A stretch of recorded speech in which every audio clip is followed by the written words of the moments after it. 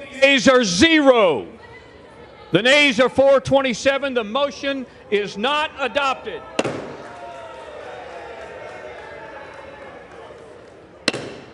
House will be in order. Members are advised to clear the well, clear the aisle, take your conversations from the floor.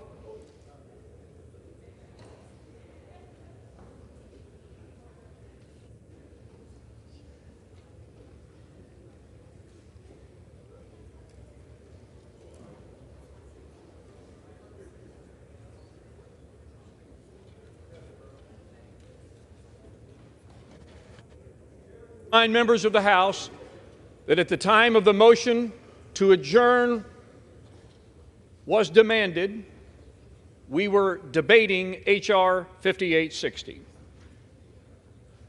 The time remaining for debate is 6 minutes on the majority side, 5 minutes on the minority side. Debate will resume on H.R. 5860, and the gentlelady from Texas is recognized. Mr. Speaker, I reserve the balance of my time. Gentlelady reserves. From Connecticut. I continue to reserve. Gentlelady reserves. Who claims time?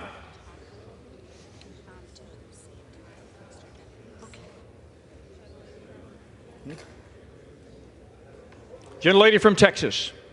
I'm prepared to close. Gentlelady's prepared to close. Gentlelady We are from not Connecticut? prepared to close. They're trying to get Jeffries here to do.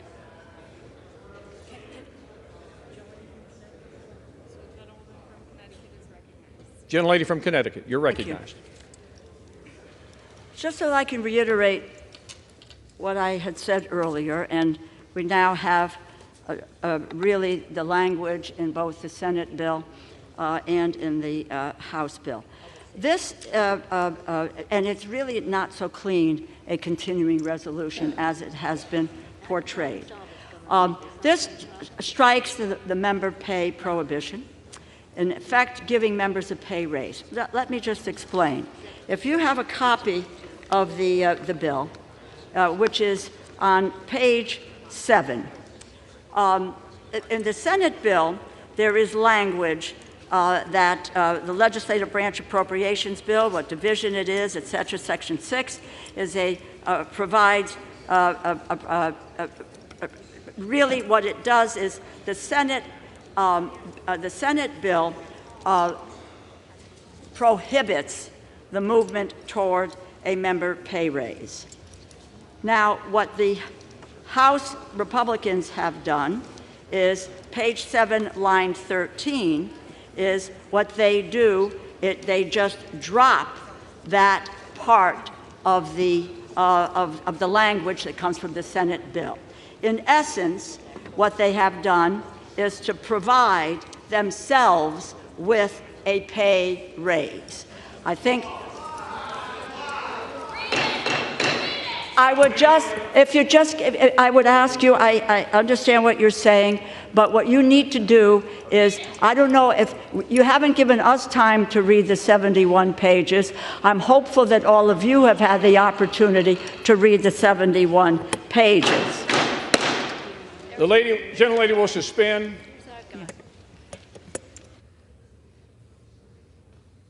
Once again, the chair would like to remind his colleagues that in keeping with the proper decorum on the floor, please direct your comments to the chair. Gentlelady will. Yes. Gentlelady, may Thank resume. you. Thank you, Mr. Speaker. I yield 1 minute to the distinguished Democratic leader, the gentleman from New York, Mr. Jeffries. Gentleman from New York is recognized for 1 minute.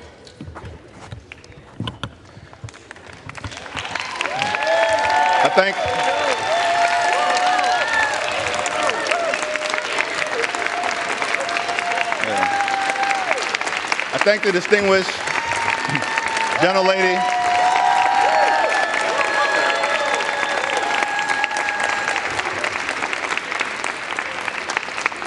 Thank the distinguished gentlelady from Connecticut, Rosa DeLauro, for her leadership, all of my colleagues in government. I rise today to have a conversation with the American people. And so strap in, because this may take a little while. We want to talk about why we are here at this moment on the brink of a shutdown that was entirely unavoidable and has been brought to us by the extreme MAGA Republicans who have decided that rather than pursue the normal legislative process of trying to find common ground, not as Democrats or independents or Republicans, but as Americans, rather than try to pursue policy achievements through the normal legislative process, that they want to threaten the American people with a shutdown, to try to drive your extreme agenda down the throats of the American people. Why are we here at this moment on the brink of a catastrophic shutdown that will hurt everyday Americans, hurt children, hurt families, hurt older Americans, hurt veterans, and hurt the economy? Why are we at this moment? When from the very beginning we have said that there's an opportunity to come together in a bipartisan way consistent with the spending agreement that House Republicans themselves negotiated. And from the beginning of this process, we've said nothing more, nothing less. Simply keep your word with respect to the agreement that you negotiated.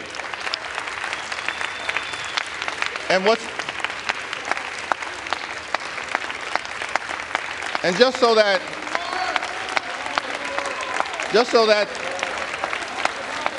the American people understand,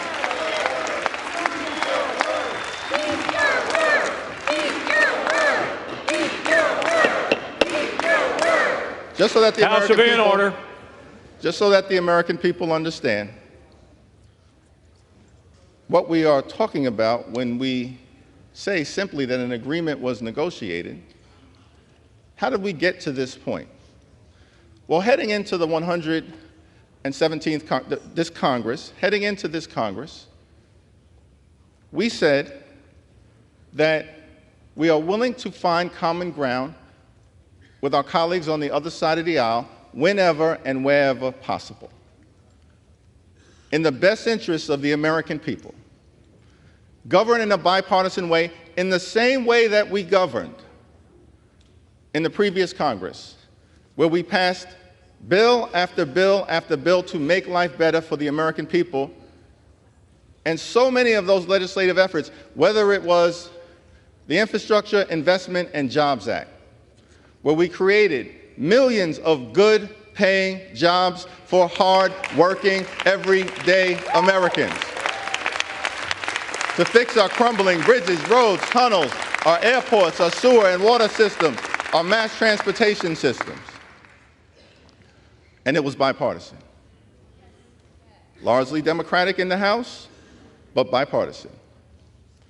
We passed gun safety legislation for the first time in 30 years. Why? Because we believe that we should do something about the gun violence epidemic in the United States of America with the fierce urgency of now. And not, as some of my colleagues want to do, unleash weapons of war that are not used to hunt deer, they're used to hunt human beings and shred children. And so we worked in a bipartisan way to pass the Safer Communities Act, to make progress for the American people. And then we worked on the CHIPS and Science Act that will bring domestic manufacturing jobs back home to the United States of America, as opposed to our jobs moving in the other direction. And to invest in science, technology, engineering, mathematics, to ensure that our young people have the skills to succeed in the 21st century economy and are competitive to continue to elevate American exceptionalism. That was done in a bipartisan way. Now, there were some areas where our Republican colleagues refused to do what was right, in our view, for the American people. And that's why, in some instances, we needed to just act, to put people over politics. People over politics. And so that's what we did with the American Rescue Plan and the Inflation Reduction Act. But our bipartisan track record continues. We stood up for the men and women who have served this country and who were exposed to burn pits or toxic substances or Agent Orange. And through the PACT Act, under the leadership of Speaker Pelosi and Chairman Mark Takano, we stood up for our veterans to ensure that millions of them would get the health care that they deserve. And we got the PACT Act over the finish line.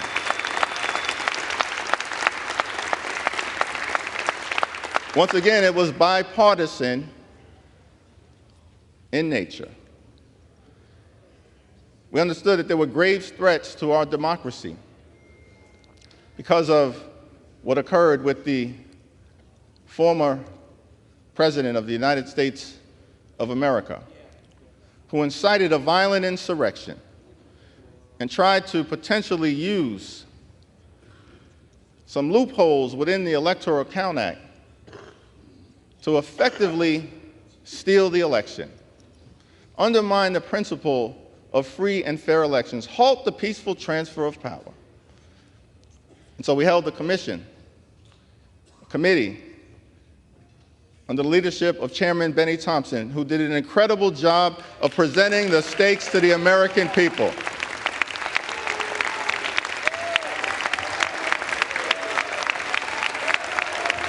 And so, the January 6th committee explored the consequences of what happens when one individual and people who blindly follow them could undermine the very fabric of our democracy. It's important to note the January 6th committee was also bipartisan in nature. It was bipartisan, and every single witness that was presented worked with the former president. And there's still more that needs to be done in that regard, but one of the legislative results of the January 6th committee's wonderful presentation and exploration was that we passed reform to the Electoral Count Act to strengthen the institution of our democracy as part of the principle that we will never again allow a single individual sitting at 1600 Pennsylvania Avenue to try to undermine American democracy. We won't do it.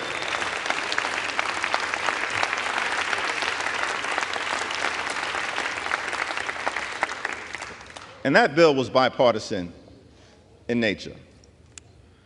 We also passed the American Rescue Plan at a moment of great crisis, the very beginning of the previous Congress. In the midst of a once-in-a-century pandemic that cost so many lives, so much pain, so much suffering, so much death. And so we moved decisively under the leadership of President Biden to pass the American Rescue Plan, which put shots in arms, money in pockets, and kids back in school. We passed the child tax credit as part of that, that reduced child poverty in America by half. By half. And not a single Republican would join us as part of the effort to make sure that the American dream is alive and well in every single zip code. And we reduced poverty, and these are things that were done for everyone, every single American, regardless of zip code. Urban America, rural America, exurban America, suburban America, small town America, the heartland of America, Appalachia. We're committed to putting people over politics. That's what we were able to do with the American Rescue Plan, and allowed the United States of America to emerge as the strongest economy of any advanced economy in the world. And that wasn't a guarantee. And we know we have more work to do. We know we have more work to do. And we want to get to work. But instead of getting to work, on behalf of the American people, solving problems, joining and partnering with us in a manner that's designed to find common ground, extreme MAGA Republicans have been marching us to a dangerous government shutdown, which we'll get to in a moment. But we ended the previous Congress by passing the Inflation Reduction Act, striking a dramatic blow against the climate crisis, setting our planet on a sustainable trajectory forward, the largest investment in combating the climate crisis in the history of the world, because we recognize that these extreme weather events will not go away on their own. And America is leading, thanks to our Speaker Emerita and House Democrats, Senate Democrats, and President Joe Biden. In that legislation, we also addressed the issue of health care affordability, because we understand that the American people are dealing with grave challenges as it relates to their cost of living. And in the Inflation Reduction Act, we began to address that in a serious way. Strengthen the Affordable Care Act, lowering health care costs, and driving down the high price of life-saving prescription drugs for millions of Americans, including by taking the price of insulin, which prior to the passage of the Inflation Reduction Act would cost the average American family about $4,000 a year, and we drove that down to $35 a month. And we're just getting started. And so that's a track record coming into this Congress. And as the American people are suffering from what has been characterized as a Republican civil war, and apparently it's because a handful of the more extreme members on the other side of the aisle have concluded that what's necessary is to try to hijack the institution, to jam their right-wing ideological views down the throats of the American people, because they understand that otherwise these extreme policies cannot be achieved throughout the normal legislative process. But we're supposed to believe that the chaos, the dysfunction, the extremism is largely a result of the narrowness of the Republican majority.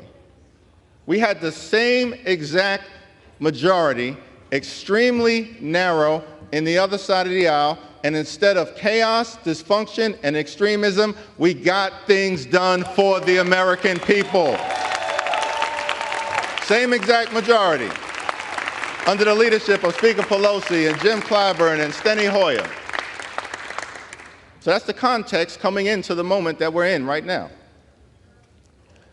Historic dysfunction that we've seen. So we're on the brink of a government shutdown, and at the 11th hour, legislation is dropped on the American people. And we're told that you have 5 or 10 minutes to evaluate legislation that is more than 70 pages long, and expected simply to trust the word of our extreme MAGA Republican colleagues. The American people deserve better. They deserve better. And so we're working through evaluating that legislation on behalf of the American people.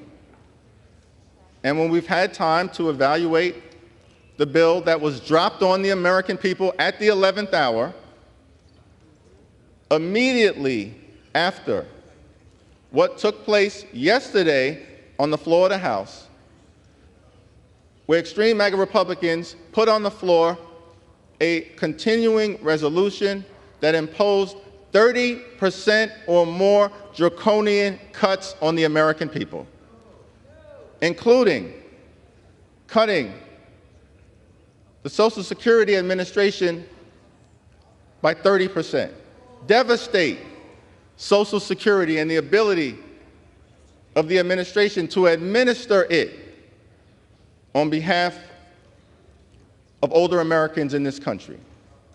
We need time to evaluate whether, in this bill that you just dropped upon the American people at the 11th hour, does it try to cut Social Security? Because that's what you tried to do yesterday. We need a little time to evaluate whether you are trying to slash public school funding. Why are we concerned about whether the Republican majority is trying to slash public school funding? Because you put forth a bill that did just that. Yesterday would devastate the ability of American children all across the country to be able to learn in a manner that gives them the best opportunity to succeed and pursue the American dream. Some versions of the Republican spending bills would slash Title I funding, which goes to the most vulnerable children amongst us, by 80%, effectively shut down public education in many parts of this country. I think it's a reasonable thing for House Democrats, on behalf of the American people, to have time to evaluate what you are trying to do with public education in a bill that House Republicans dropped on the American people at the 11th hour. We also are very concerned that from the very beginning of this Congress, you've had an objective to criminalize abortion care and to impose or march us toward a nationwide ban. And we want the American people to understand that on this side of the aisle, we don't believe that our colleagues on the Republican side should threaten a government shutdown as part of their effort to criminalize abortion care. That shouldn't happen. That should not happen. But that's what you were trying to do in a defense bill that you just passed this week. So we needed an opportunity to evaluate on the four corners of a bill that you dropped on us, Mr. Chair, that the Republican majority dropped on us at the 11th hour, what it does to reproductive freedom. I think that's what the American people would want us to do. And let us be clear to the American people. House Democrats believe in a woman's freedom to make her own reproductive health care decisions, period, full stop.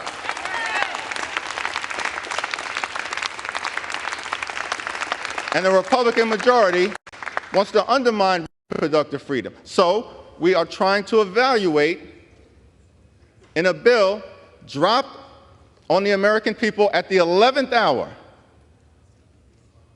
whether anything in the four corners of this bill would undermine reproductive freedom.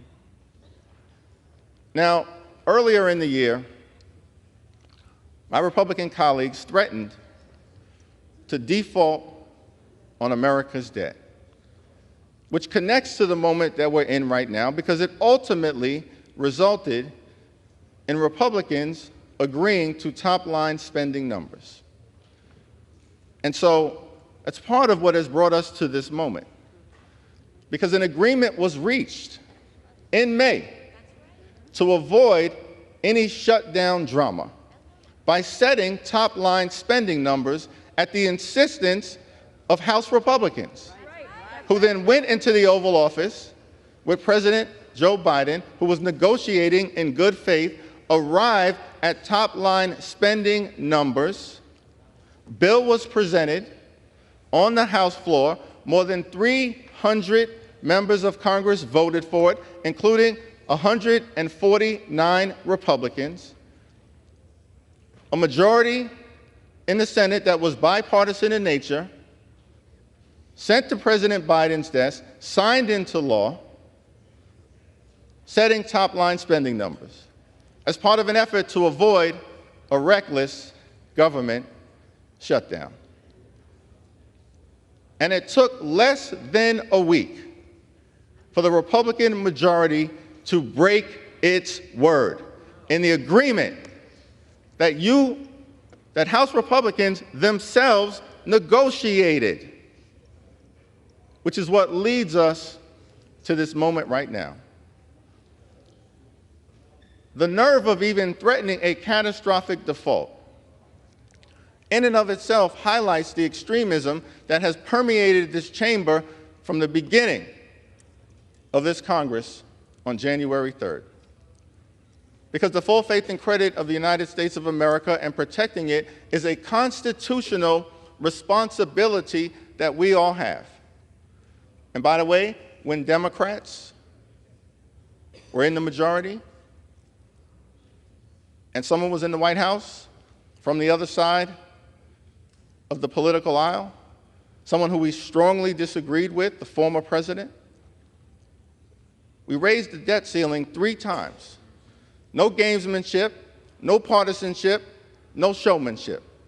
We raised it 3 times, which is why that's simply what should have occurred this time around. But as part of extracting policy changes that the American people don't support, we were threatened with defaulting on our debt for the first time in American history. Would have crashed the economy, sent the stock market spiraling downward, triggered a job-killing recession. And under the leadership of President Biden, we reached an agreement to avoid a catastrophic default. In that agreement, we protected Social Security, protected Medicare, protected Medicaid, protected veterans, protected public education, protected public safety, protected our efforts to combat the climate crisis, and protected the American people. And as part of that, we reached top-line spending numbers that Republicans negotiated and then immediately broke the agreement to bring us to this point. And that's very unfortunate, because all of this could have been avoided. We have a bill in the Senate that shortly would have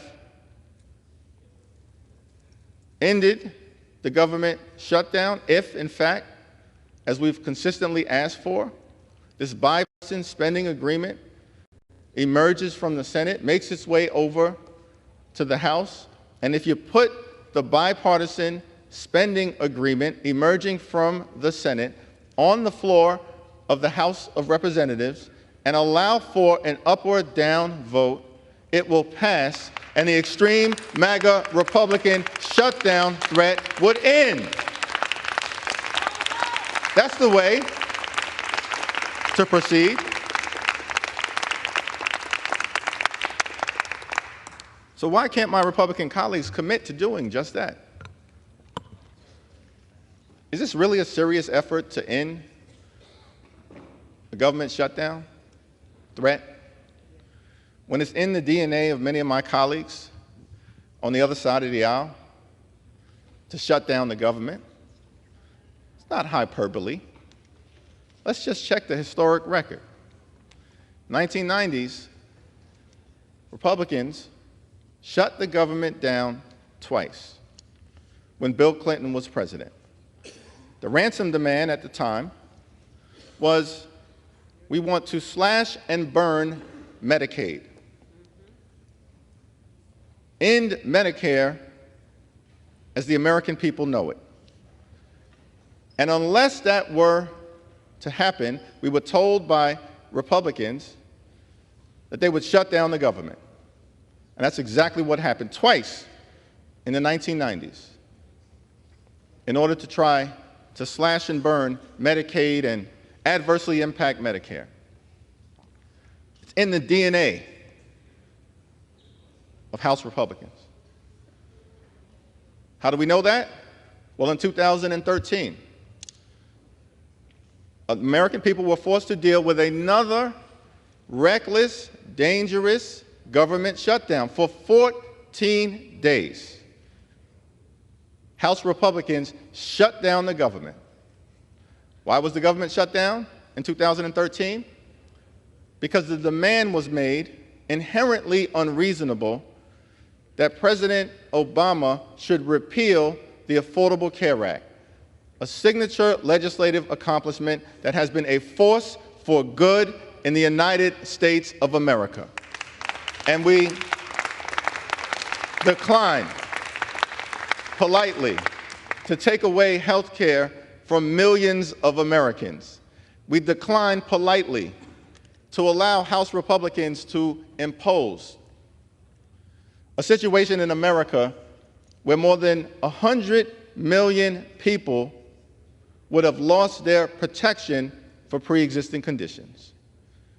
We declined to allow House Republicans to impose an age tax on older Americans, which would have dramatically increased health care costs.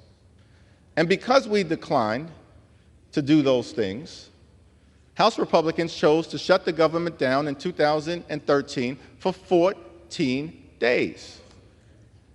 It's in the House Republican DNA.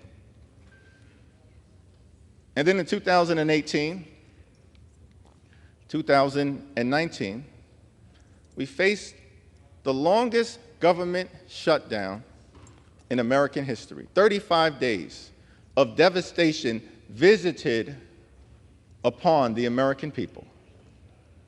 Unnecessarily so. What was the extreme ransom demand at that particular point in time? The demand was to waste billions of dollars of taxpayer money on the former president's ineffective medieval border wall, which, by the way, he said Mexico would pay for. And then you turned around, the House majority at the time turned around and tried to stick the American taxpayer with a bill, an ineffective solution to the issues around immigration that we should necessarily confront. And so because we declined respectfully to pay that ransom note and stick the American people with billions and billions of dollars for an ineffective border wall that the previous president promised Mexico would pay for, because we declined, you shut the government down for 35 days. It's in your DNA. The interesting thing about that government shutdown is that while we had taken the majority in January of 2019, the government shutdown started in late December. And so, in other words, the government shutdown started with a Republican in the White House and Republicans in the majority in the House and in the Senate. You shut yourselves down at that particular moment. It's in the DNA. And so that is the backdrop. That is the context for how we arrive at this moment. After the district work period, throughout the month of August, we came back to the Congress, ready, willing, and able to get things done for the American people, to find common ground, to put people over politics, which is what we are committed to doing every single day we're here in Washington. And when we came back in September, that's what House Democrats were prepared to do. Now, we were told that to the extent any illegitimate impeachment inquiry would be launched, that it would be done so only with a serious up or down vote on the floor of the House of Representatives. That's what we were told by House Republican leadership. That's not what happened. Instead of coming back to Washington in September, knowing we were faced with the possibility of an extreme MAGA Republican government shutdown, and being laser focused on finding the common ground necessary to fund the government in a way that protects the health, the safety, and the economic well-being of the American people, instead of doing that, without a vote on the floor of the House of Representatives, House leadership announces an illegitimate impeachment inquiry. No evidence of wrongdoing against the president, no evidence of an impeachable offense, no evidence that any high crimes or misdemeanors were committed by the president, no evidence that the president broke the law. How do we know this? Your own witnesses told the American people that 2 days ago in a hearing that House Republicans called. So for 3 weeks, instead of focusing on solving problems for hard-working American taxpayers, House Republicans launched an illegitimate impeachment inquiry when House Republican witnesses have now testified before the American people that no evidence exists to justify impeaching the current president. And so that is part of the context of why we're here. House Republicans wasting time doing the bidding of the former president, the insurrectionist in chief, who demanded an illegitimate impeachment inquiry be opened. And as opposed to working together to find the common ground to meet the needs of the American people, you've been wasting time and taxpayer dollars on a reckless political stunt. That's why we're at the brink of the government shutting down right now. That was week one when we came back, the week of September 11th. What happened in week two? Week two, the week of September 18th, House Republicans, my colleagues, decided that you were going to try to jam extreme right-wing policies down the throats of the American people, strip away reproductive freedom, criminalize abortion care, bully the LGBTQ community, cut public education, cut public safety, cut affordable housing programs, cut the ability for veterans to receive the nutritional assistance that they needed. So week two, you decided, the House majority, Mr. Chairman, decided to go to the floor to pass bills that would do nothing to make life better for everyday Americans, do nothing to avoid a catastrophic government shutdown, do nothing to find common ground in a bipartisan way. But during the week of September 18th, the decision was made to try to jam extreme right-wing policies down the throats of the American people. And not a single bill was passed because House Republicans had an inability to get your act together with each other. Colorful words were used. I won't use them on the floor. They're in the public domain as part of a Republican civil war, shooting at each other, fighting each other. Let me make something clear. House Democrats are here to fight for the American people, to fight for the American people. That's what we should be doing, not fighting each other as part of a Republican civil war. But last week, time was wasted my House Republican colleagues fighting each other in what has been described as a Republican civil war.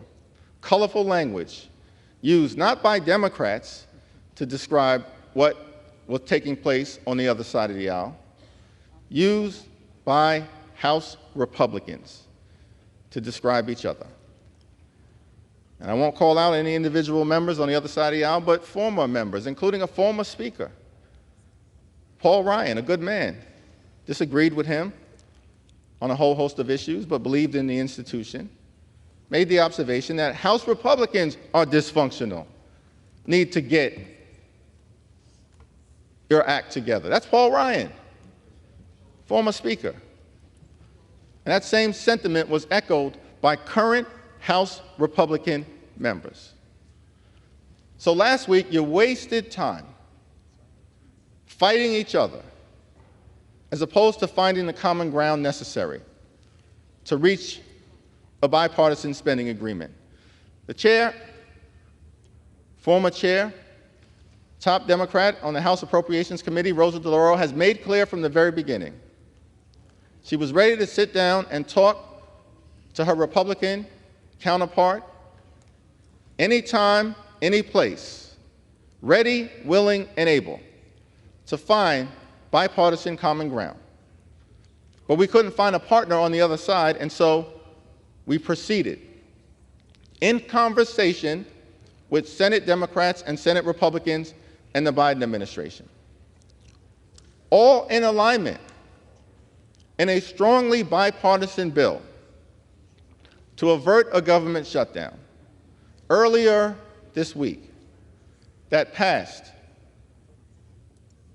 in a motion procedurally to advance the legislation 77 to 19, strongly bipartisan.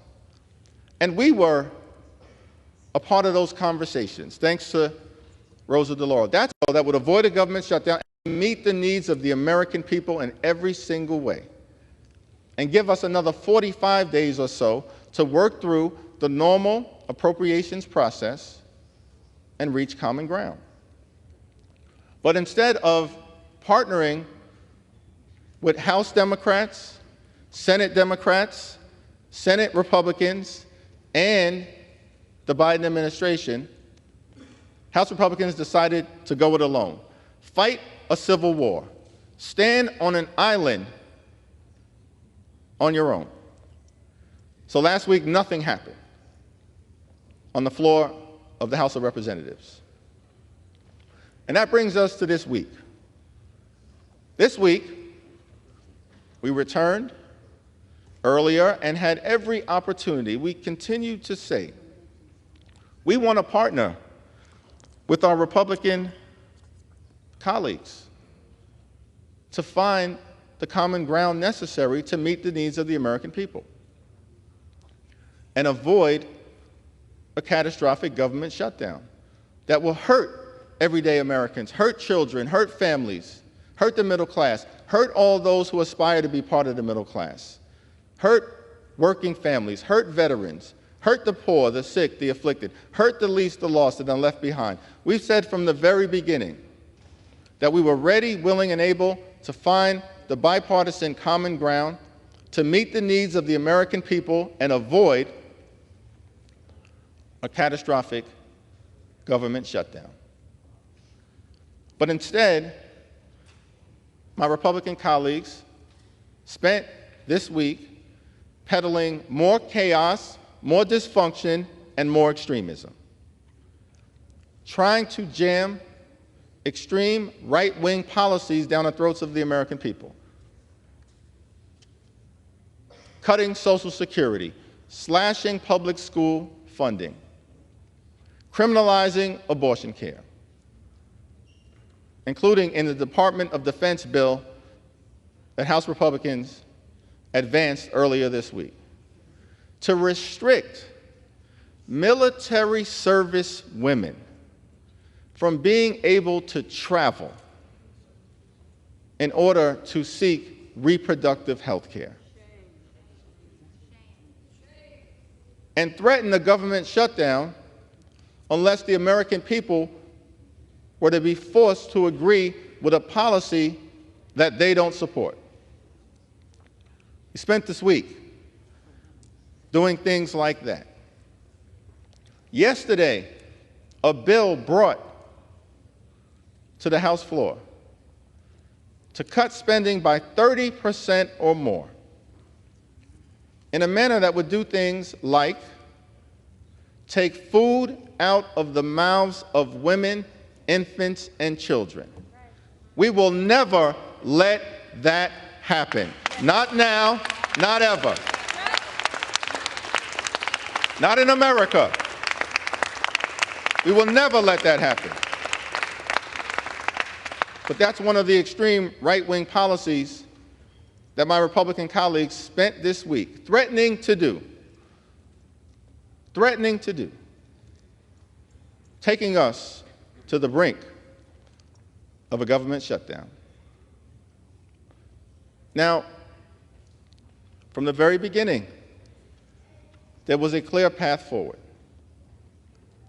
because a spending agreement was reached in May that everyone in this town agreed to abide by as a matter of law. House Democrats, House Republicans, Senate Democrats, Senate Republicans. So why have we spent the last several weeks here in the House of Representatives trying to break that agreement and threaten a reckless government shutdown, which, by the way, will have catastrophic consequences for the American people? We want the American people to know that we are going to do everything possible to stop extreme MAGA Republicans from shutting down the government. We are fighting on their behalf to put people over politics. That's why we're here. That's why we're making this fight. And we want to do it in a bipartisan way. So we're in the process of evaluating the legislation that was dropped on the American people at the 11th hour. And once we conclude that expeditious review of the four corners of the legislation, we can make a decision as to the best path forward. When we've said all week that the only path forward is a bipartisan one. There's a bipartisan bill working its way through the Senate right now. Senate Democrats, Senate Republicans coming together to meet the needs of the American people. So we're evaluating the four corners of the bill to see if it does what's necessary as part of our effort to fight for things like lower costs and better paying jobs and safer communities, building a healthy economy for hardworking American taxpayers. Why? Because as House Democrats, we're committed to an economy that is built from the middle out and the bottom up, not the top down. Not the top down.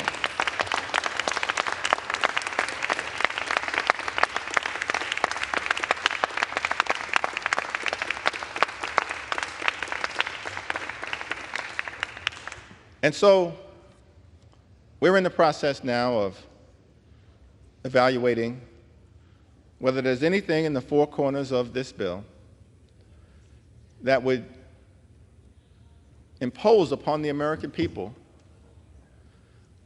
the trickle-down economic scheme that has been such a disaster for the American middle class and for all those who aspire to be part of the middle class. I think the American people deserve an opportunity for their elected representatives, Democrats and Republicans, to evaluate the legislation that is in front of us. That's the least that can be done. When we know for decades, House Republicans and my colleagues on the other side of the aisle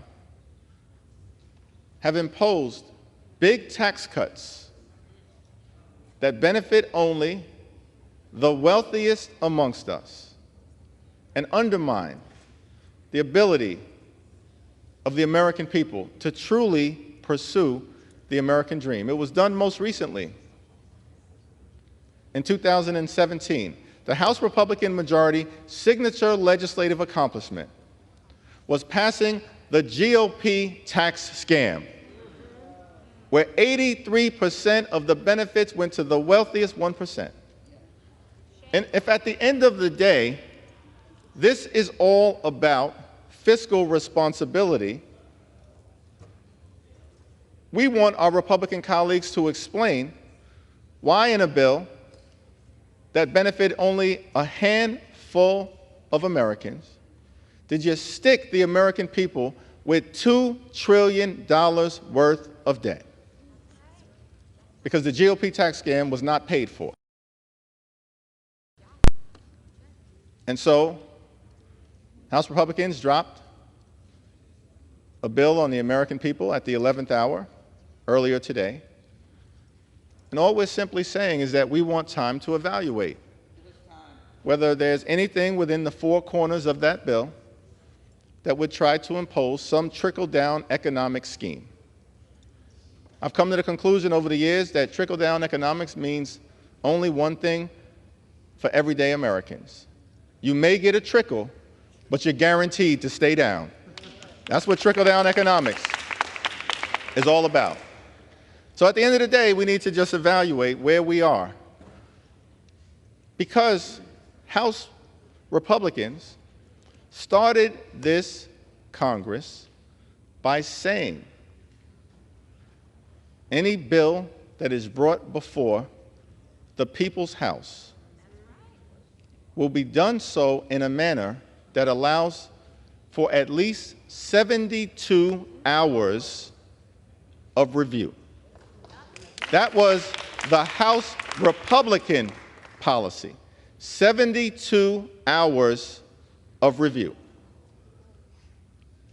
Like many other things that have been broken promises throughout this do-nothing Republican Congress, you promised the American people would have 72 hours to review any bill brought before the American people, and you dropped this bill at the 11th hour today and gave the American people minutes to evaluate it. That's unacceptable. It's un-American. It's unreasonable. The American people deserve better. The American people deserve better.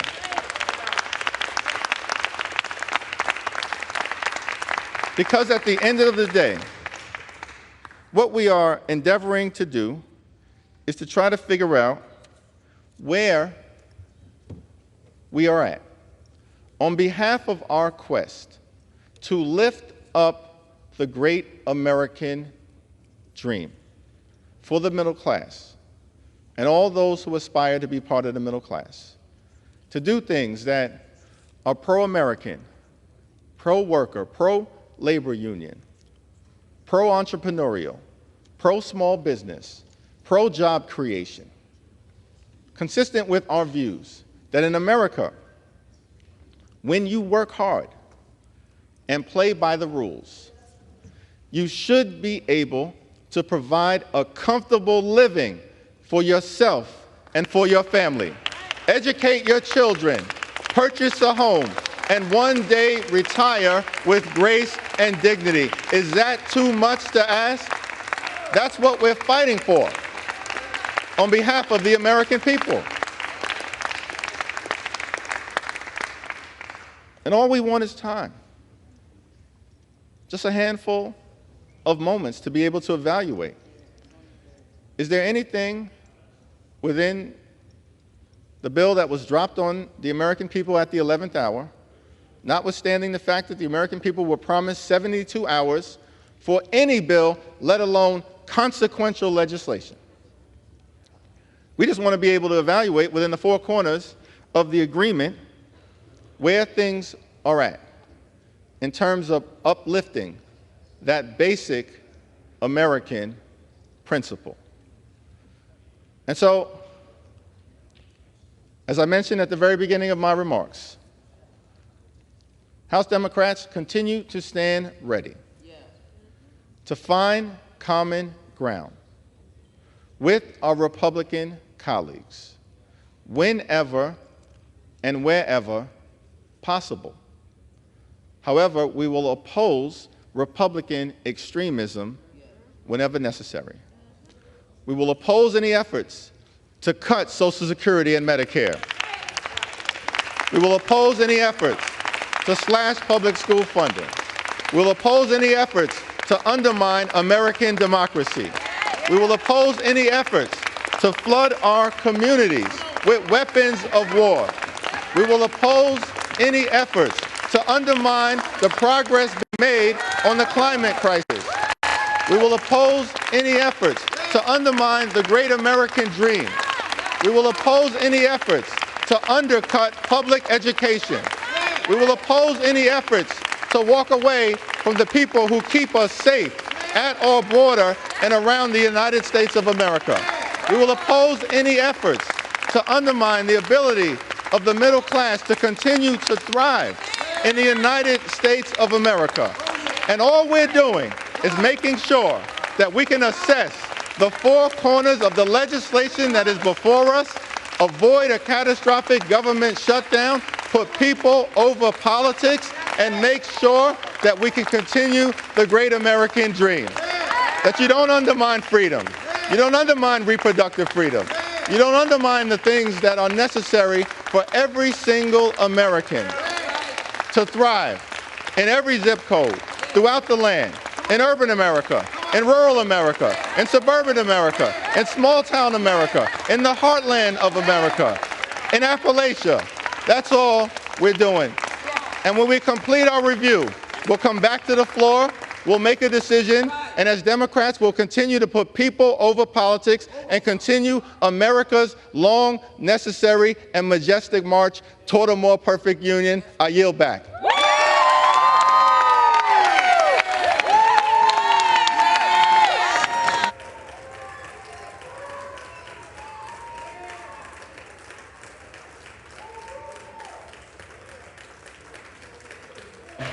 Gentleman yields back his time.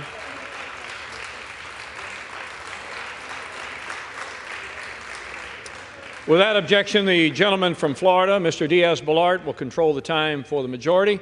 The gentleman is recognized. Thank you, Mr. Chairman. I yield 2 minutes to the distinguished gentleman from the state of Nevada, Mr. Amedee. Gentleman from Nevada is recognized for 2 minutes. Thank you to my colleague from Florida, and thank you, Mr. Speaker. You know, there's been a complaint about... In order. Members are advised to take their conversations from the floor.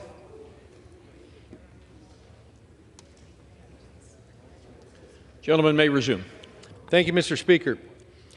There's been some indication that of concern because the bill on the floor lacks language to prohibit a cost of living increase that doesn't exist, and that was not given, and which has no appropriation in the existing fiscal year budget. Normally, that would be the end of the discussion. However, I guess, being generous here, out of an abundance of caution and respect for those bill drafting experts in the Senate, fixing that to include the Senate's genius language in this measure is something that's imminently doable in short order, unless it becomes midnight, because we have to have a couple of more September State of the Unions. Therefore, even though it was not included in our legislation, even though there is no existing COLA or appropriation for it, if that's the only thing, I'm going to say that real slowly, if that's the only thing that's wrong, then it's imminently fixable for that belt and suspenders insurance policy for those who would support the bill but for the lack of that language. We shall see. I yield back, Mr. Speaker. He yields back his time. Gentlelady from Connecticut. Mr. Speaker, I am prepared to close. Okay. Gentlelady's prepared to close. Gentleman from Florida. Mr. Speaker, may I first inquire how much time I have left? Gentleman has 4¼ minutes remaining. Gentlelady from Connecticut has 2½ minutes remaining. Yes, Mr. Speaker, I would actually like to ask unanimous consent if I could extend the time per side for an additional 10 minutes to speak. We have further people. Is there objection? Thank you. Without objection, so ordered. 10 and 10. Reserve. And at this time, Mr. Speaker, thank you for indulgence. I would like to reserve. Gentleman reserves. Gentlelady from Connecticut is recognized with 12½ minutes remaining. Yeah. Mr. Speaker, House Republicans have shown they are unwilling and unable to govern.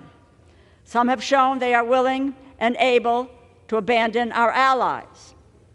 Russian tyranny and aggression threaten more than just Ukraine's borders. We learned in Georgia and we learned in Crimea, if you stand by while Russia takes an inch, they will take a mile. Vladimir Putin must be held to account for upending Europe's security in peacetime, for a pointless and bloody war which has disrupted energy markets and triggered food insecurity around the world. We must be clear about what this means. Plain and simple, this is appeasement, like the world experienced in 1938, and which led to a cascading, murderous result. Ukraine's fight for democracy and sovereignty requires decisive action and absolute support from the free world.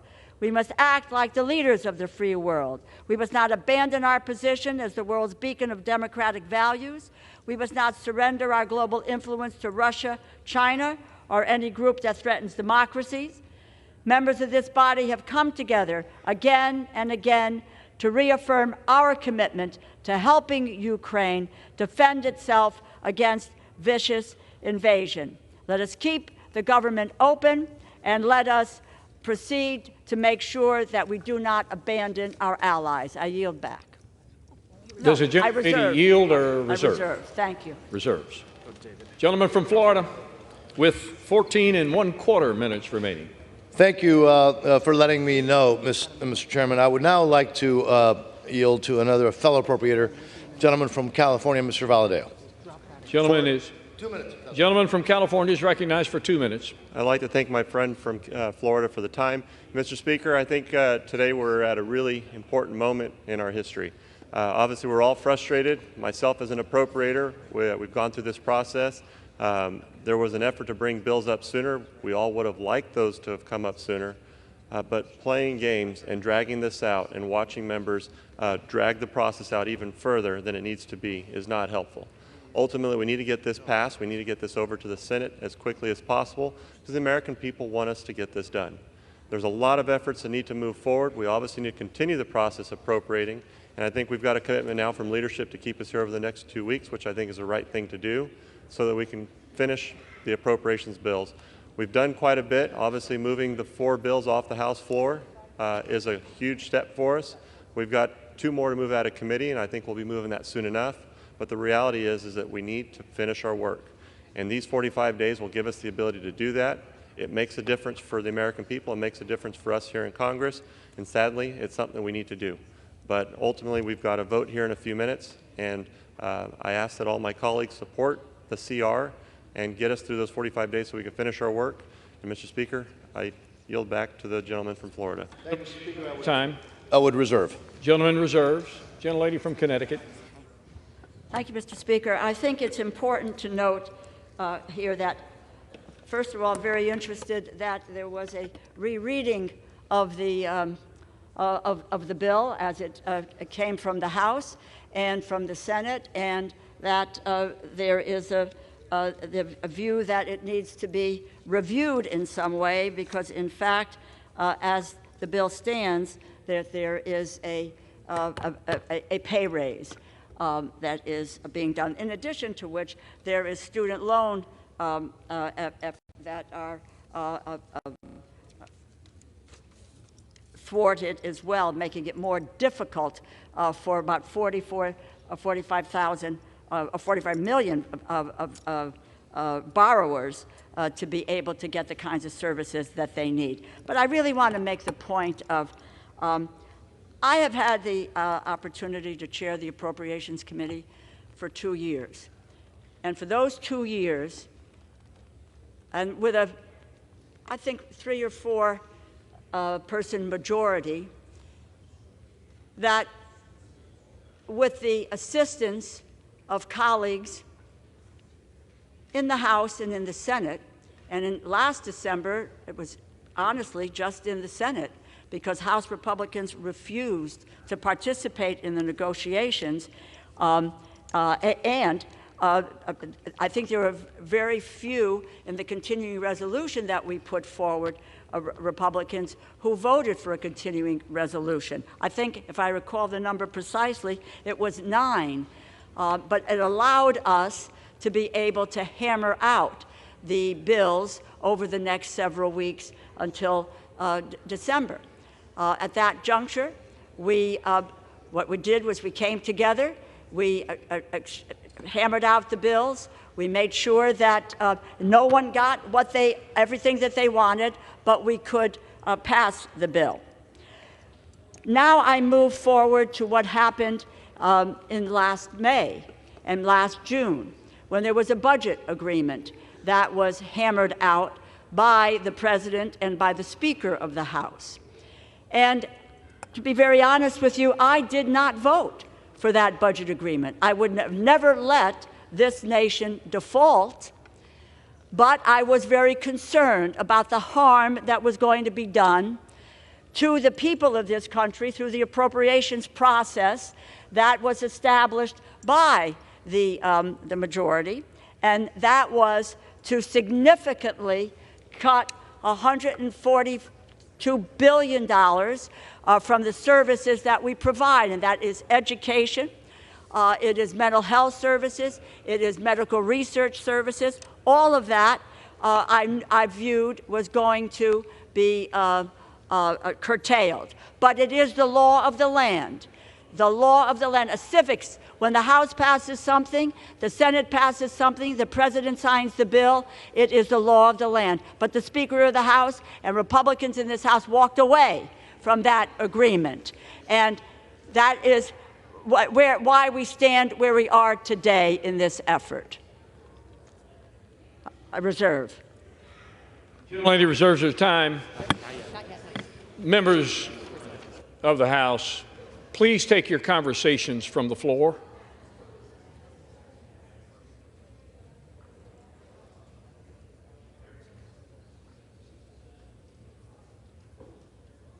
Gentleman from Florida.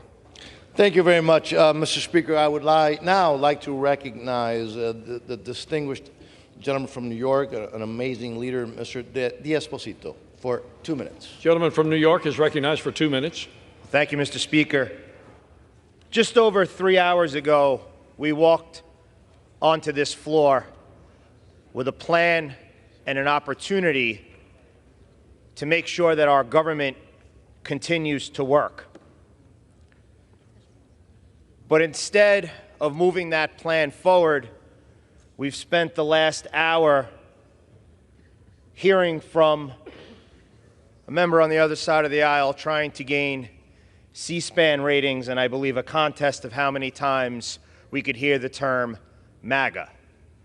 We are here this afternoon to keep our government running.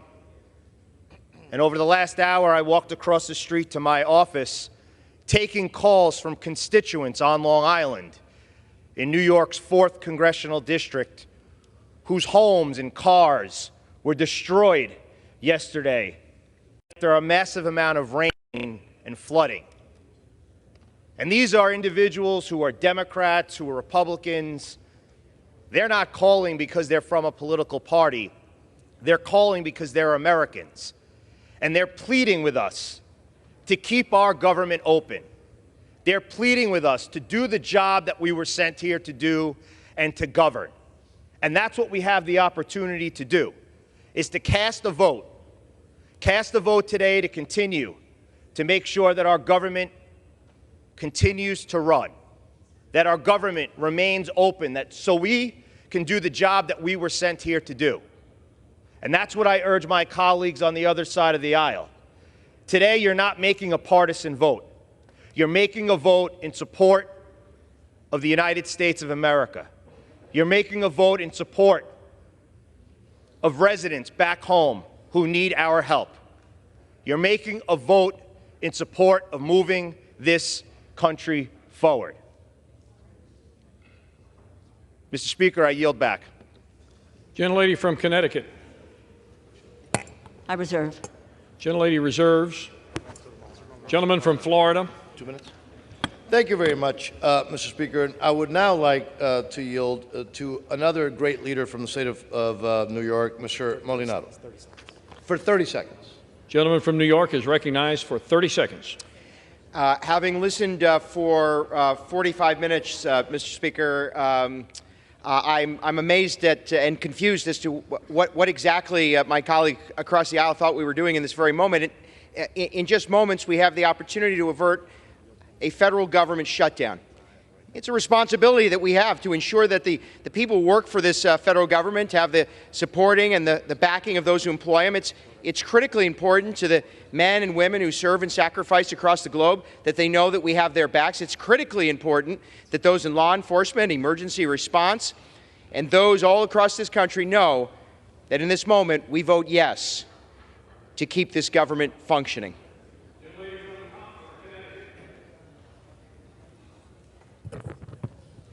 I reserve. Gentlelady continues to reserve. Gentleman from Florida. Mr. Speaker, and also I believe I made a mistake before when I may have called you Mr. Chairman when we're not in the Committee of the Whole. My mistake, Mr. Speaker. I would now ask unanimous consent that the text of H.R. 5860 as proposed to be adopted unless under suspension of the rules be modified by the amendment that I have placed at the desk. I apologize. And again, I've been making some technical mistakes, but I got it right, I think, now. The clerk will report the modification. Modification to H.R. 5860 offered by Mr. Diaz-Balart of Florida and Section 1019 of Division A before the period insert the following, comma, and Section 6 in the matter preceding Division A of Public Law 117-328. Without objection, the modification is agreed to. I am now prepared to close, and so therefore I will reserve. Gentlelady from Connecticut, are you prepared to close? Yes. Gentlelady is recognized. I would once again really like to reiterate what I have been saying all along and which I said in the last several days. We have the opportunity to walking away where this House is overwhelmingly in the last 2 days, the majority has demonstrated that we want to provide support for Ukraine's self-defense. We had several amendments, a Biggs amendment, a Gates amendment, a Green amendment, all of which resulted in overwhelming support for Ukraine. I continue to believe that this is an appeasement strategy of the far right and, in fact, does not have a majority support in this body. But I believe that standing with our allies does have the support. And I would reiterate that our own Department of Defense, something that I believe my colleagues on the other side of the aisle have great regard for, listen to, support their efforts, increase funding for defense, care deeply about this issue of our national security and our ability to be able to defend our allies overseas. You all have a great affinity for this effort, and I applaud that. But that seems now to be being abandoned, and that the Department of Defense view, in the words of the Undersecretary, says that they cannot do without this funding. And I would remind you that they, in a very, very specific and poignant letter, lay out the bottom line is we cannot sustain adequate levels of Ukraine assistance with transfer authority only. And the delay to additional funding would be perceived by Ukraine as a sign of wavering U.S. support and likely as a betrayal of our previous commitments. The United States betraying our commitments to Ukraine is essentially the bottom line on this continuing resolution. With that, Mr. Speaker, I yield back the balance of my time. Gentlelady yields back her time. Gentleman from Florida is recognized with 10 1/2 minutes at his Mr. Speaker, disposal. thank you, and thank you for a job well done.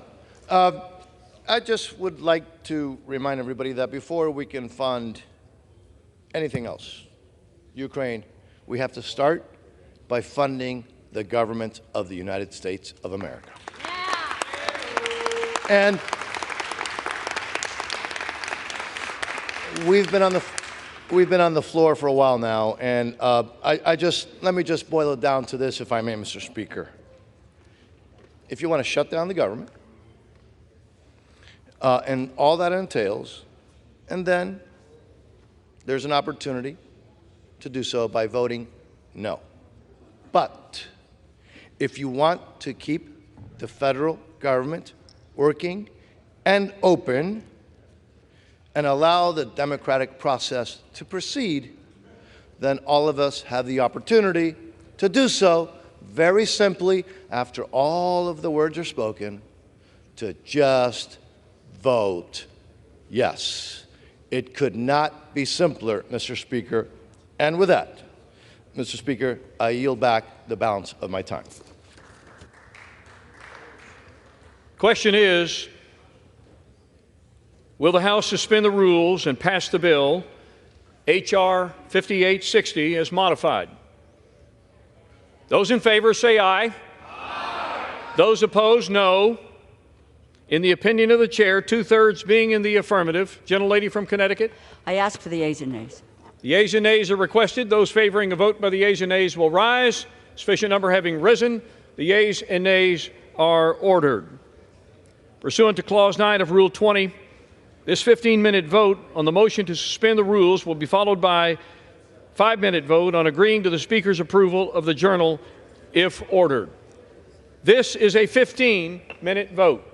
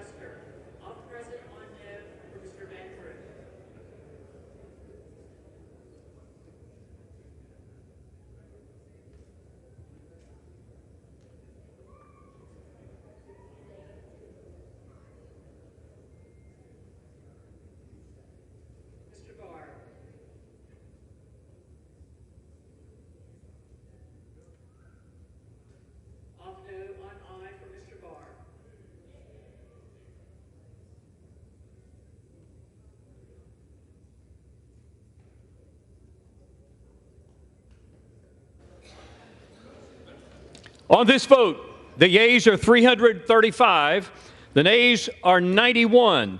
Two-thirds being in the affirmative, the rules are suspended. The bill is passed, and without objection, the motion to reconsider is laid on the table.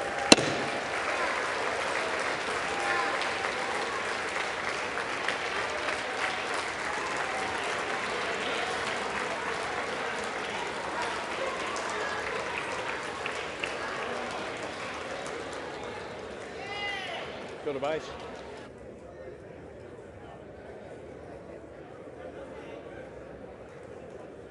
Pursuant to Clause 8 of Rule 20, the unfinished business is the question on agreeing to the Speaker's approval of the Journal, which the Chair will put de novo. The question is on agreeing to the Speaker's approval of the Journal. Those in favor say aye. Those opposed, in the opinion of the Chair, the ayes have it. The Journal stands approved. For what purpose does the gentlelady from Oklahoma seek recognition? Mr. Speaker, I move that the House do now adjourn. Sorry. Where are the convening times? The convening times. Shh. Where are the convening?